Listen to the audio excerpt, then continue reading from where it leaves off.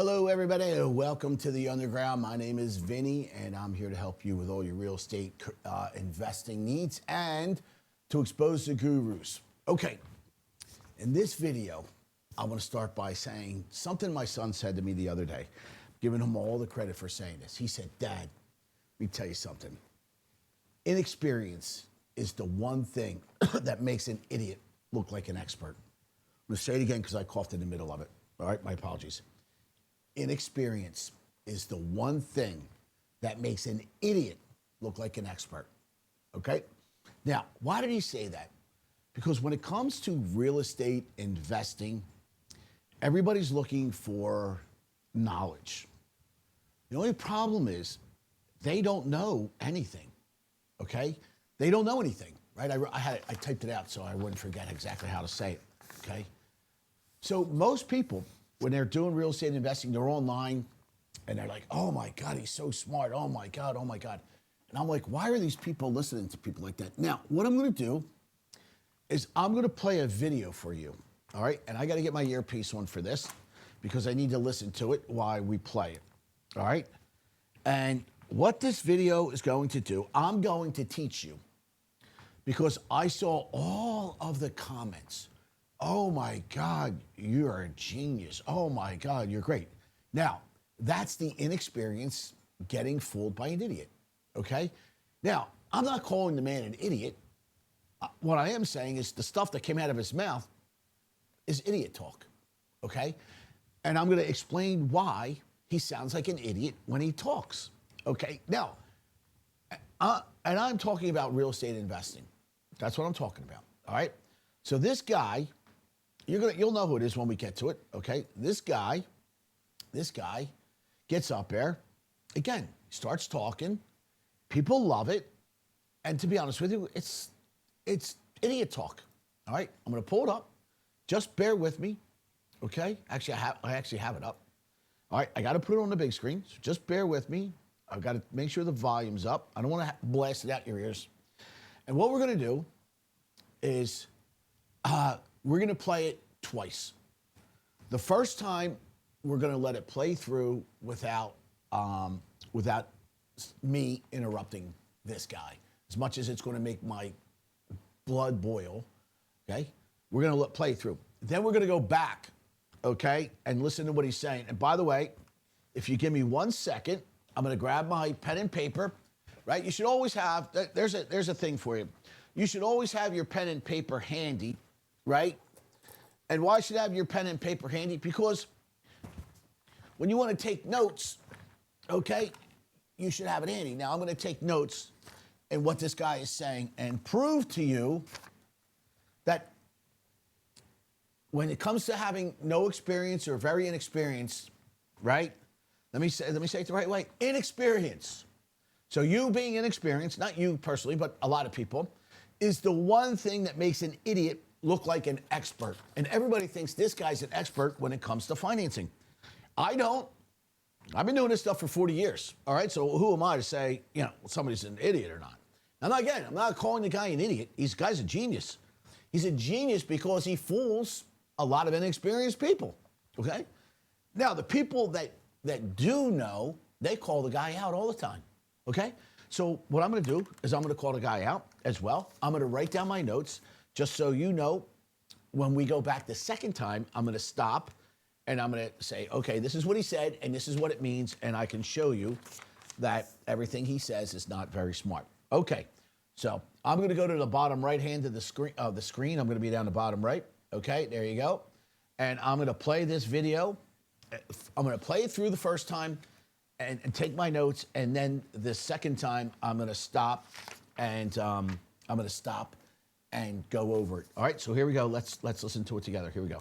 Guys wanting to buy a house right now, waiting for home prices to drop. I'm going to share with you a couple things you could do right now to steal a house in America.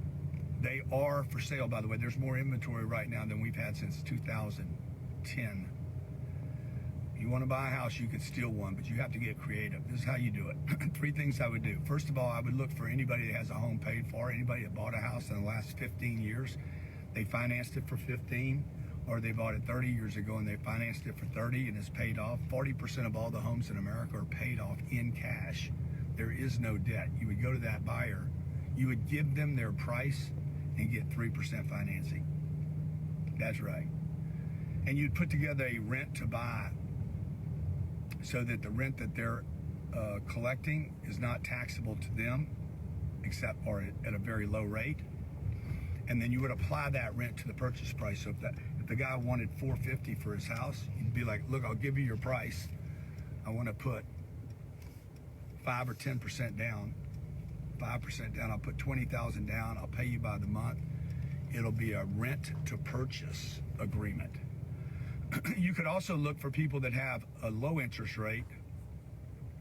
Somebody that bought this house in the last 5 years under 3%. Those are steals. That mortgage probably, by the way, is worth more than the house itself. Go assume that loan. Just take the loan, the responsibility for the debt, make those payments to that bank, give them their price. Do not fight the price. You pay the price one time, you make those payments for 15 years or 20 years. You could steal a house in America. Now, you got to be selective. You got to be selective. Look for the terms. Don't look for the price. Look for the best house with the best terms, not for the lowest price. Let me know what happens, because there's plenty of homes for sale. They're all over the place. Go grab one now. Also, let me just say this. If you don't do it now, if Trump passes 2 things he's trying to pass, lower interest rates, he's going to get his Fed guy's going to get in there and drop rates. It's probably going to be the Blackstone guy. If he drops rates, prices will move at some point. First, you'll have a big supply and lower prices, and then that'll burn off. And when that burns off, the prices are going to skyrocket. The second thing, if he does this, it'll skyrocket even faster, which is extend the accelerated depreciation to single-family homes. If he does that, we will have the biggest housing boom in the history of the United States of America, probably any country ever. It'll be the biggest shock to the housing system. That means you would buy a house for $500,000 and you would be able to write off about $200,000 of it the day you bought it. You would have the biggest housing boom in the history of planet Earth. So you want to go get that house, find that house, start shopping for it right now. You know, I'm not a big advocate of buying houses, but if you're going to buy one, there's 2 things you can do to do it. The third one, I can't tell you. My buddies. Okay. All right. Okay. So, okay. This drives me absolutely up a wall. All right. So the first thing that he says, I need to stand up because I'm just so fired up over listening to that guy.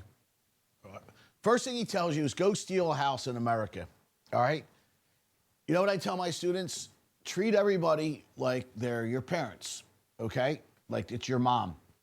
So when you're dealing with a seller, make it like it's your mother across the room. Okay. Because you don't want some huckster like this guy coming into your house and trying to steal your mother's house, would you? No. Okay, there's enough deals out there where you don't have to go try and steal a house. Now, I know it's a figure of speech, and what he means is, hey, you can get maybe some creative deals out there. That's what he's saying, all right? But the bottom line is you don't go around saying, yeah, you go steal a house in America. Like, come on, dude, really? It's not how you treat people, okay? Treat them with respect. Make a win-win deal happen, okay? That's what I teach my students, win-win. And a lot of times it's win-win-win. There's 3 parties that are involved, okay, with deals that we do. Okay, now let me argue about some of the stuff that he said. He said, okay, that there's 40% of the homes are owned free and clear. Okay. That does not mean that 40% of the homes that are free and clear are up for sale. So what are you going to do? Go knock on the door? Excuse me, I know your house is owned free and clear, and I want to buy it from you. And by the way, I'll give you 3%. Guy's going to like kick you in the ass. Get out of here, kid. Like, are you a dope? Okay. Now, let's just get point by point. Just because 40% are owned free and clear doesn't mean that they're for sale, okay? It also doesn't mean that they're willing to do creative financing, AKA seller financing. They could just stick a for sale sign in the lawn and get all the money right then and there, instead of the way that you talked about it. Now, he says up front, he says, I'm going to show you 3 ways to buy a house. Steal a house. I'm going to show you 3 ways. Well, what he did was he literally combined 2 methods that he talked about. He combined 4 methods and kind of commingled them together. And that's what we talk about when somebody's inexperienced and they have never done creative financing deals in residential. Now, he might have done some stuff in commercial, but I guarantee you, this guy's never bought a property in a residential world creatively. Because here's why. Number 1, okay? Now, again, I passed my real estate license exam. I was a mortgage broker for over 3 decades. I've owned hundreds of properties, and here's what I'm telling you. There's nobody in the country, I've never heard it in my 40 years of doing real estate, investing, buying, selling, flipping, all of it. I've never heard it called rent to buy or rent to purchase. I've never heard it called that, ever, okay? That is somebody who's doesn't know what he's talking about, that's never done a creative financing deal in his life. Okay? It's called a lease purchase option. Or if you want to shorten it up to a lease purchase, fine. Okay? You can call it a lease purchase. It's not a rent to purchase. It's not a rent to buy. It makes no sense. Nobody in the country says that, but this guy, because he doesn't know what he's talking about. Because not only did he say that, the next thing that he said was this. He said, what you want to do is find that free and clear house, okay? Let's just say it's $450,000. He used that number. You put 5 or 10% down, okay? And it's 5%, he goes 20,000. Well, 450,000, right? If you actually do the numbers with a calculator, okay? If you do 450,000, by the way, 10% is 45,000. What's half of 45,000? 22.5, not 22. I mean, not 20. Put 20 down, okay? So if you want to say 5%, it's not that hard of a number, okay? You said 450. You know 10% is 45. What's half of 45, okay? Now, so let's just do the 10% down, okay? You find somebody who owns a house free and clear. They've been paying it for 15 or 30 years, right? Now, where are you finding them? Okay, do you have somebody that you know that can dig all these free and clear homes up? And who are they that are actually selling their property? Okay, now he says this. Give them their price, $450,000. Put 10% down. Well, he does say 5 or 10%, okay, 20,000. Give them their price, okay? Then he says, get 3% financing. Okay, ladies and gentlemen, when you do that, just so you know what we're talking about, if I were to buy your property for $450,000 and give you $45,000 down, so let's see what that loan amount would be, okay? So let's do it real quick on our handy-dandy $5 calculator from Staples, all right? $450,000 minus $45,000, that's a loan amount of $405. I should have, you know what? I should have been able to do that math in my head too. I don't know why I had to use my calculator for that, right? But that's what happens when you get brain dead, okay? So $405,000 is my loan amount. Then he says, okay, give them 3% interest. Okay. When you structure it that way, that's now called a purchase money mortgage, okay? A purchase money mortgage. That's where you sign a note, you sign a mortgage, the deed gets transferred over to you, and you're paying him 3%. Purchase money mortgage. That's not what he said. He says, oh, get a rent to buy or a rent to purchase. Again, nobody in the country ever uses that language. It's called a lease purchase option. So now he's combined these 2 methods into one. He's literally confused because he doesn't know how each one of them works. They're 2 separate contracts. So if you give them your price and you give them money down and you get a 3% interest rate, that's a purchase money mortgage. Now, if you did it as a lease purchase, okay, and he says get credit towards the purchase price. Okay, again, that, my friends, is a lease purchase where it works like this. You have a lease, okay, you're a glorified tenant. Then you have an option to buy it. Hence the word lease purchase option. You have a lease, and then you have an option to purchase it, okay? You paid 10% down, that's your option fee. That money gets paid towards the down payment, okay? Then you have a lease, and the lease is not 3%. It's whatever the fair market rent is at the time, okay? So now he's combined two different contracts. And just imagine trying to listen to this guy and he's telling you to go do this. You don't even know what contract to write or how to write it up or even talk to a realtor. Because if somebody came to me and said this to me, I'd be like, dude, what are you talking about? You just told me two different things. You told me to get to structure a purchase money mortgage for you. Then you told me to structure it as a lease purchase option. Now, in this situation, I would absolutely go with the purchase money mortgage if I'm a buyer. Okay? Because you don't need to do a lease purchase option. Only three types of people need to do a lease purchase option. A, you have no money. Well, you just put 5 or 10% down, so you have money. Okay? Number two, the people that have bad credit. They need a lease purchase option. Okay? And lastly, you're the self-employed who can't prove their income. They could just go get a DSCR loan. Now, here's the issue. Now this was done not that long ago. In today's rates, okay, when this was done, the rates were even higher. They were like 7%, okay? Rates are today around 6.5%, 6.25%, somewhere around there, okay? Whatever, anywhere from say 6 to 8% rates at the time when he shot this. What makes him think, and this is another reason why he's never done a creative financing deal. Think if you're the seller, okay? You have a house that's owned free and clear. You can literally, and it's worth $450,000, and that's what you're selling it for. Now, you could put a sign on the lawn and get your $450,000 right now, or you could put a sign on the lawn and say, hey, seller financing available. I want 10% down, and I'll give you, I want rates. Now, for those people that need seller financing, that means you can't get approved at a bank. You don't get a premium pricing, meaning you don't get 3%. You pay a premium. You pay over and above rates. Why? Because you can't get approved from the bank. It's a riskier proposition for the seller. So why would any seller take 3% on an interest rate?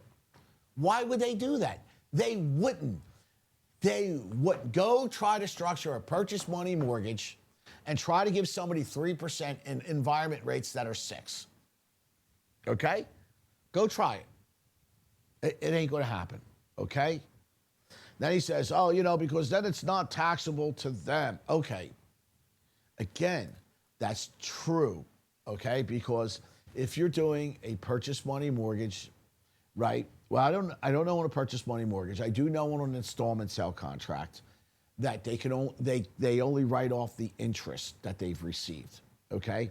So it is not all tax, but I'm not sure about a purchase money mortgage, right? If it's seller financing, they're only going to be able to, right? They can delay their capital gains by only claiming the income that they've received on a yearly basis. But that's another talk for another day. Okay. He then goes in and he says, okay, go after people that bought a house 5 years ago and go and assume that loan. Okay, go to the bank and assume that loan. Okay, now, I'm all for that. That's called an assumable loan. Now, there's only two types of loans that are assumable, FHA and VA, okay? Conventional conforming loans got rid of assumable loans a long time ago. That's why you hear the gurus talk about subject to financing, right? Now, that's another way. So he combined subject to financing with assumable loans. And what do I mean by that? Okay. He said, go to the bank and assume the loan, right? Okay. That's a good method. I'm all for that. So basically what you do is if somebody has an FHA or a VA loan and they got it not that long ago, there's a good chance they could be paying 2, 3, 4%, not 2, but 3, 4%, which is much lower than today's rates. And they might have been paying it for a couple of years. And they might have done 100% financing, so they don't have a lot of equity. So what you can do is say, hey, let me go call the bank and let me assume your loan. And I'll just take it over, okay? And there you go. And why is that important? Because now you don't have to put a down payment down or anything like that. You go to the bank, you get qualified for the loan, and you just assume it over. And then through the act of innovation, which means changing the paperwork, the seller is off the hook. He's gone. He's no longer involved. And now that loan went from the seller to me. I'm all for that. Yes, I give that thumbs up. Okay. And by the way, I have no problem with a purchase money mortgage either. Okay. I'm not a big fan of the lease purchase option, but but my point is that he is confusing 4 different methods, because the next thing he talks about, he goes, go assume the debt. Now that's different. First, he assumed the loan. Then he says, go take over the debt. Now that's subject to financing. That's where, and now you've got to convince a seller. Now let's go over this one, okay? When you do what is called subject to financing, that's where, for those that don't know subject to, and there's a lot of gurus out there doing it. His buddy is a subject to guy, and that's why he says it, okay? And what's subject to is this. It goes, the seller will sign over the deed to his house or her house or their house, okay? And you just take over the payments that are already in place, subject to the financing that's in place. And what I can do is I can kind of show that to you on the board, okay? So if you give me 1 second, I'll kind of show you what it looks like on the board, all right? So let's do this, all right? So here we go. So I'll go again to the bottom right. So we have a seller over here, okay? Or let's get seller, Mr. and Mrs. Seller. And here's their house. And let's just say their ask is $450,000, okay? Let's say they owe $400,000, okay? And their PITI payment is, we'll just say $2,033, okay? So what he's saying to do is very simple. You're going to take this over and just make the payments, okay? This loan right here, the loan that they owe, this $400,000, that's going to stay in their name. Okay? Going to stay in their name. And you basically could do it through 2 different ways. You could do it through what we call a quick claim deed, which I don't recommend this at all. Now, that's just a way of transferring the deed, right, from here to over here. Here's where you are. Okay? This is you. Okay? And this is the deed. So you can do it through a quick claim deed, or a better way is through a warranty deed, okay? Where you go and you get title insurance and you get it insured, okay? So again, this is nothing more to where you are going to start making the payments, the $2,033. The loan, this $400,000 loan, will stay with the sellers, okay? Hence the word subject to the financing that's in place. So you're taking somebody's deed, subject to this financing, the $450 and $2033, that's in place, okay? Now, that's a big problem in some cases. Why? Because there's a thing that's called a due on sale clause. Now, we're not going to get into that right now, okay? But they can call the note due. That's not something good, and it's something you don't want to happen, okay? So now, basically what he did was, he told you there was 3 ways to steal a house in America, okay? He combined 4 different methods into 2. He talked about a purchase money mortgage and a lease purchase option in one way, right? He confused the 2 of them. Then he confused assumable loan with subject to financing and commingled those 2 things. And then he doesn't even know what number 3 is. He's like, oh, I can't tell you that one. Why can't you tell us that one?